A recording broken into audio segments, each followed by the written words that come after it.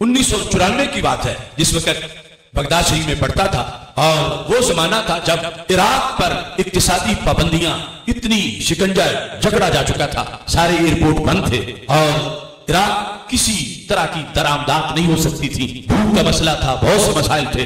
उस जमाने में भी इंटरनेशनल ज़ायरीन बगदाद शरीफ पहुंचते थे, यानी कोई उर्दन में उतर के बाई रोड पहुंचता, कोई ईरान में उतर के बाई रोड पहुंचता, कोई तुर्की में उतरता बाई रोड पहुंचता, कोई शाम में उतरता और बदरिया कार पहुंचता।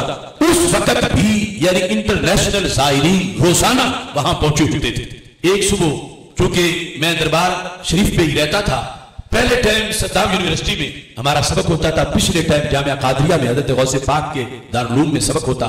सुबह जिस वक्त यूनिवर्सिटी जाने के लिए, हाजिरी देने के लिए मैं दरबार शरीफ मुआदा शरीफ की तरफ गया तो मैंने देखा कि लंबे लंबे कद वाले लोग हैं और सुबह सुबह ही पहुंच आए हैं और बड़ी मोहब्बत से हजरत गौसे पाक रज़ी अल्लाह तआला अन्हु की दहलीज पे हाजिरी दे रहे हैं। मुझे उस वफद के सरबराह से मिलने का मौका मिला, उनका नाम शेख अब्दुल बाकी था। मैंने पूछा तो पता चला ये लोग चेचनिया से चल के आया, तो मैं बड़ा हैरान हुआ, कहां चेचनिया, कहां बगदाद शरीफ, और फिर कितने साल वहां रूस का तसल्लुत रहा और मिटा दिए जाए। मुझे ताज्जुब था कि फिर भी वहां पर इतने गौस पाक के मुतक़िद है और इस इक्तिसादी पाबंदी के बावजूद ये कहां से चले, हम कैसे पहुंचे हैं। तो मैंने शेख अब्दुल बाकी से पूछ लिया, क्या तुम्हारे यहां भी गौस पाक के दीवाने मौजूद हैं? क्या तुम्हारे यहां भी लोग हजरत गौस पाक से प्यार करते हैं? तो उन्होंने मेरे सवाल पर ताज्जुब करते हुए कहा कि तुम ये पूछते हो कि क्या हमारे यहां भी गौस पाक के मुतक़िद मौजूद हैं? कहा हमारे यहां तो ऐसी जमातें भी मौजूद हैं कि अगर उन्होंने गौस पाक का नाम लेना हो पहले वुजू करते हैं, फिर गौस पाक का नाम लेते हैं। जिस वक्त मैंने उनसे ये लफ्ज सुने तो फौरन मेरे ज़हन में बुखारी शरीफ की हदीस आई कि कहां चेचनिया, कहां बगदाद शरीफ, कितनी सदियां गुजर गई गौस पाक के विसाल को और कितना दूर है इलाका जहां से ये लोग चल के आए हैं। तो ये मोहब्बत जो इनके दिलों में पैदा हुई है किसी की जलसी ने पैदा नहीं की, ये रब्बे जुल जलाल का फजल है। इन सदियों में कितने बादशाह हुए जिनका नाम भी कोई नहीं जानता और गौस पाक की 11वीं पूरी कायनात में गली गली मनाई जा रही है।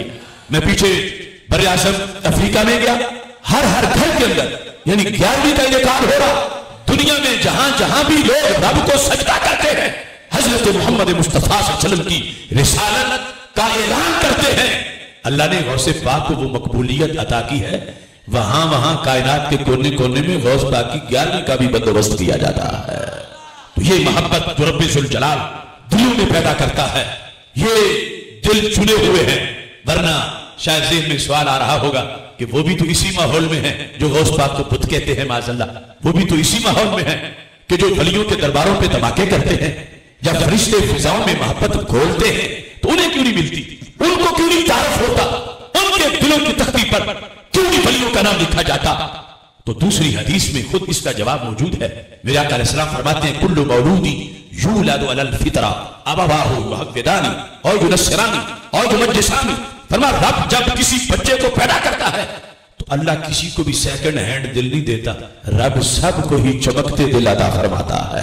पहले दिन किसी के दिल में कुफर नहीं, पहले दिन किसी का दिल गुस्ताख नहीं, पहले दिन किसी का दिल भूख से वली का मरीज नहीं, पहले दिन किसी का दिल भूख से अहले बैत से भरा नहीं, पहले दिन किसी के दिल में भूख से सहाबा नहीं, पहले दिन रब्बे जुल जलाल सबको चमकते सुथरे दिल अता फरमाता है।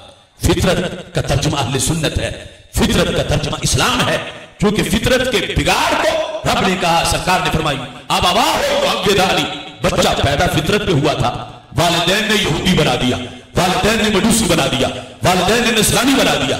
मतलब यह है कि सोबत का असर होता है, वालिदैन की सोबत का असर हो सकता है, असातिज़ा ऐसे हो उनकी सोबत का असर हो सकता है, दोस्तों की सोबत का असर हो सकता है। रब ने किसी को मैला दिल नहीं दिया था, हुआ है तो बाद में हुआ है। अब इसकी मिसाल देकर मेरे आका अलैहिस्सलाम ने जो मसला समझाया तो उससे वाज़िह होगा कि क्यों कुछ लोगों को आज वली का पता नहीं, जब हमें पता है तो उन्हें पता क्यों नहीं। तो मेरे आका अलैहिस्सलाम ने फरमाया, हल तरा मिन जदआ, सहाबा जब बकरी बच्चे जन्म देती है तो बताओ क्या पहले दिन किसी के कान कटे हुए होते हैं या सबके पूरे होते हैं? सहाबा ने कहा नहीं, पहले दिन तो कटे हुए नहीं होते। फरमाया फिर जिसके भी कटे हैं बाद में कटे हैं। रब ने पहले दिन सबको सुन्नी बनाया था। अगर कोई वली को आज बुत कह रहा है तो तो वो उस फितरत पे नहीं रहा। अगर उस माहौल में बड़ा होता तो फिर फरिश्तों से नाम नक्श हो चुका होता। वहां खराबी आ गई है किसी उस्ताद की वजह से या अपने रिश्तेदार की वजह से या किसी यार की वजह से। तो फरमाया मेरे नबी अलैहिस्सलाम ने, जिसके कान कटते हैं बाद में कटते हैं, तो ये कान कटे बाद में आए हैं। अल्लाह ने पहले दिन सबको वलियों के प्यार वाला दिल अता फरमाया।